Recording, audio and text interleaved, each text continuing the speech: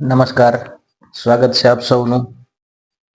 આજે આપણે જોઈશું ધોરણ 4 વિષય ગુજરાતી પાઠ નંબર 2 નો ભાગ 2. જો તમે આ પાઠનો પહેલો ભાગ ન જોયો હોય તો તમે ચેનલ પર જઈ અને જોઈ શકો છો. આગળની પ્રવૃત્તિ છે શિક્ષક પાસેથી કવિતા સાંભળો, જીલગન કરો અને ત્યારબાદ ગાઓ. તો આપણે જોતા જઈએ. મારે પૂછવા છે એક બે સવાલ, મારે પૂછવા છે એક બે સવાલ, મમ્મીને પહેલેથી લાંબો આ ચોટલો ને પપ્પાને માથે કેમ ટાલ. મારે પૂછવા છે એક બે સવાલ, એવું કેમ પાણીના ભારથી આ વાદળાઓ કોઈ દિવસ થાય નહીં ભપ. આખો દી પાણીની સાથે એ રમે, એને થાય નહીં શરદી કે કફ. પેન્સિલ આ રોવા કેમ મંડતી નહીં હોય, જ્યારે સંચો ઉખાડે એની છાલ. મારે પૂછવા છે એક બે સવાલ, મમ્મીને પહેલેથી મસમોટો ચોટલો ને પપ્પાને માથે કેમ ટાલ. મારે પૂછવા છે એક બે સવાલ, ઝાડમાંથી પાંદડાઓ ખરવા કેમ માંડ્યા, શું પંખીએ કરી હશે કીટા. રોકેટ પણ નીકળે છે આકાશની પાટી પર કદી કદી તાણવાને લીટા. પર્વતથી ખેતરને જોઉં ત્યારે લાગે કે કોણે પાથર્યા રૂમાલ. મારે પૂછવા છે એક બે સવાલ. તો અહીંયા સરસ મજાના બાળકના મનમાં જે પ્રશ્નો થાય જિજ્ઞાસાવશ અહીંયા આપેલા છે કે આવું કેમ હશે, બરાબર. તો જીગર જોશી ઉપનામ પ્રેમનું સરસ મજાનું અહીંયા કાવ્ય છે એ આપેલું છે. આગળની પ્રવૃત્તિ છે 13 નંબરની, પંક્તિ લખો. ભારની અસર, તો પાણીના ભારથી આ વાદળાઓ થાય નહીં ભપ, એવું કેમ. બરાબર, આપણે જે કાવ્યમાંથી પંક્તિ લાગુ પડતી હોય એ પંક્તિ અહીંયા લખવાની છે. પેલું છે રમવાની અસર, તો રમવાની અસરમાં રમતમાં અને રમતમાં છોકરાનો દી થાય કેમ ટૂંકો ટચ. 2 નંબર ઉપર છે છોલવાની અસર, છોલવાથી પેન્સિલને થાય નહીં વેદના, એવું કેમ. 3 નંબર પર છે ખરવાની અસર, ખરે પાંદડા ત્યારે આ ઝાડ ઝૂરે નહીં કેમ, એવું કેમ. ધુમાડાની અસર, કોઈને આ ધુમાડાની કેમ ધાર્યું થાય દરદ. 5 નંબર પર છે ઊંચે ચડવાની અસર, તો ઊંચે ચડવાથી નીચેના સૌ દેખાય કેમ નાના. આગળની પ્રવૃત્તિ છે આપણને થાય અને કવિને શું થાય છે એ અહીંયા આપેલું છે કે વાદળામાં પાણી વધે વરસાદ પડે ત્યારે વાદળા કેમ થાય નહીં ભપ. વરસાદ વચ્ચે વાદળ વેરાઈ જશે તો વાદળને શરદી કફ ના થાય. આગળ છે સંચા વડે પેન્સિલ છોલી, તો પેન્સિલ રોતી હશે કે નહીં. ઝાડના પાંદડા ખરે ત્યારે કવિને થાય શિયાળો આવી ગયો. આકાશમાં રોકેટનો ધુમાડો થાય ત્યારે કવિને થાય કેમ છોડ્યું હશે. પર્વત પરથી દેખાતા ખેતર કેવા લીલાછમ ખેતર. નદીના પાણીમાં આથમતો સૂર્ય પ્રકાશ ફેલાયો પથરાયો. 8 નંબર પર છે વાદળમાં ફરતી કીડી, તો કેવી ઉડી રહી છે. આગળ છે આવું થાય તો તેને કેવું લાગે અથવા શું થાય તે બોલો. તો અહીંયા પહેલા નંબર ઉપર છે ટાયરમાં પંચર પડે તો સાયકલ કહે કે હું એક પગે લંગડી થઈ ગઈ. 2 નંબર ઉપર છે બરફને તડકામાં મૂકો તો બરફ કહે મને ક્યાં ઠંડી લાગે છે. 3 નંબર ઉપર છે આંબા પરથી કેરી ખરી પડે ત્યારે આંબો કહે તું ગરમીથી કંટાળી ગઈ છો. 4 નંબર ઉપર છે ધૂળ પર વરસાદના ટીપા પડતા ધૂળ કહે હાશ ગરમીથી રાહત મળી. 5 નંબર ઉપર છે ઉનાળામાં રોટલાને ચૂલા પર શેકતા રોટલો કહે આ ગરમી ઓછી છે.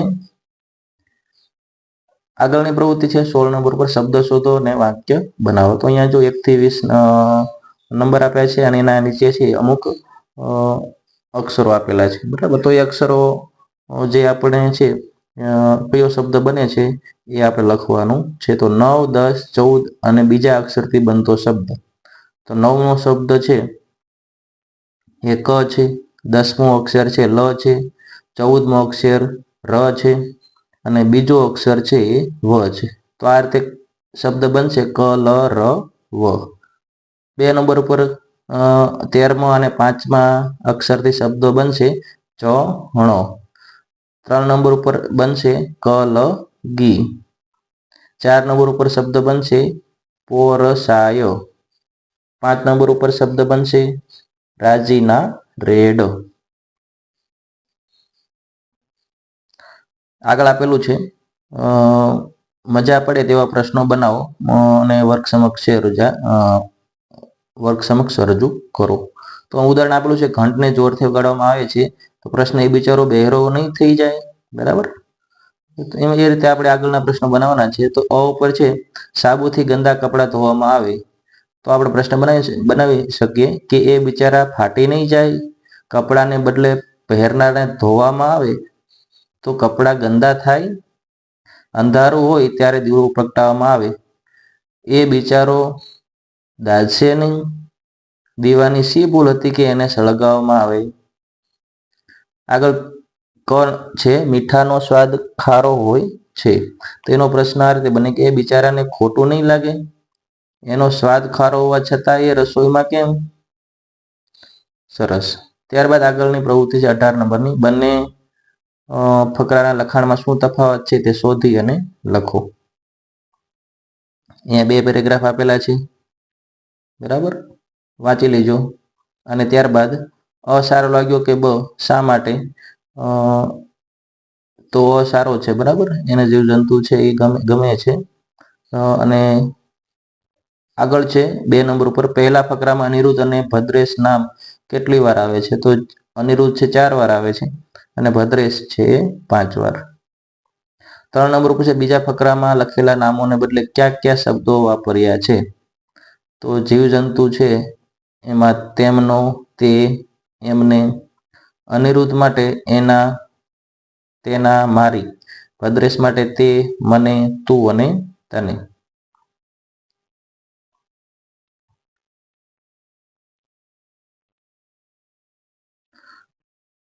આગળની પ્રવૃત્તિ છે ઘાટા કરેલા શબ્દની જગ્યાએ તમને ગમતું નામ લખો.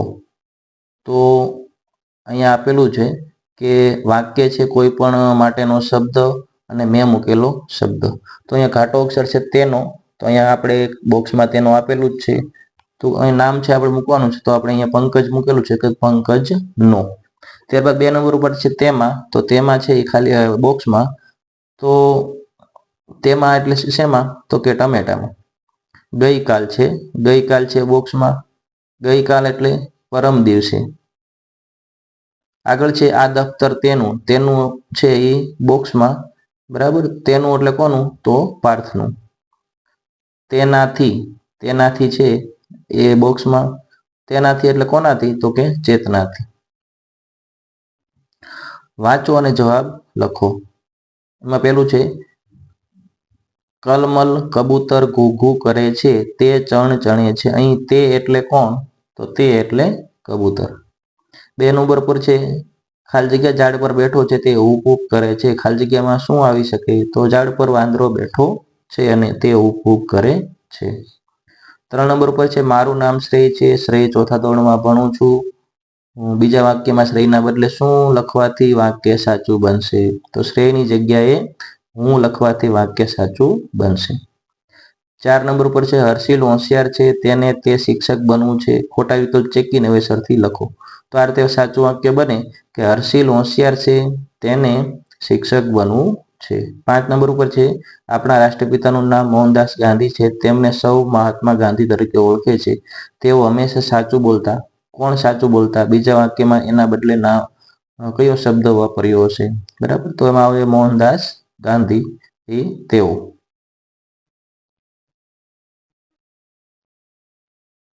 આગળની પ્રવૃત્તિ છે કે ફકરાને આધારે બીજા ફકરાની ખાલી જગ્યા છે એ પૂરો.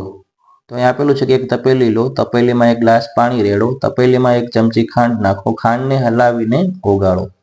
એક લીંબુ કાપી લીંબુનો રસ તપેલીમાં નાખો. તપેલીમાં એક ચપટી મીઠું નાખો. 2 નંબર ઉપર છે એક તપેલી લો. તેમાં એક ગ્લાસ પાણી રેડો. તેમાં એક ચમચી ખાંડ નાખો. ઓગાળો.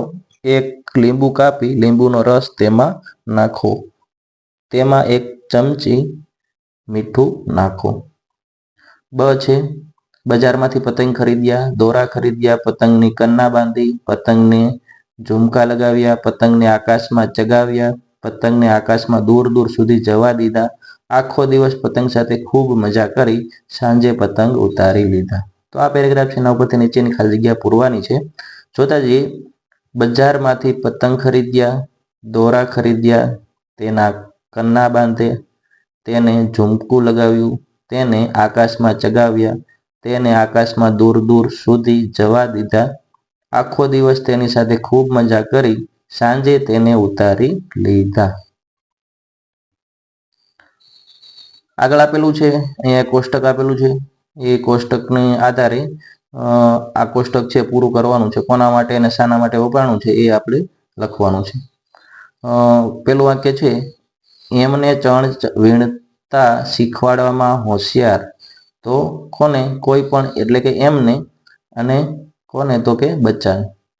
2 નંબર ઉપર છે એ ઉઠીને કુકડીની પાસે આવી. એ બોક્સમાં, કોણ? તો કાબર. 3 નંબર ઉપર છે અહીં જમીન પર આપણે રમીએ. તો આપણે છે એ ખાનામાં, કોના માટે? તો કુકડી અને બેનપણીઓ. શું કામ છે તારે આવા શોખ કરીને? તો આમાં તારે અને પાઠમાં શા માટે વપરાય? કોના માટે? તો કુકડી માટે. 5 નંબર ઉપર છે મને કલગી ઉગે કે ન ઉગે તારે શું? તો એમાં મને અને તારે આવશે, અને કુકડી અને કાગડો. 6 નંબર ઉપર છે ત્યાં એણે શું જોયું? તો એમાં એણે અને કોના વાળું વપરાણું છે? તો કૂકડો.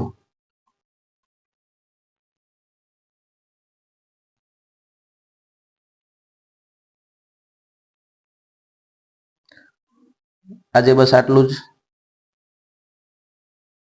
જો તમને આ વિડીયો ગમ્યો હોય તો વિડીયોને લાઈક કરો, ચેનલને સબસ્ક્રાઈબ કરો અને તમારા મિત્રોને શેર કરો.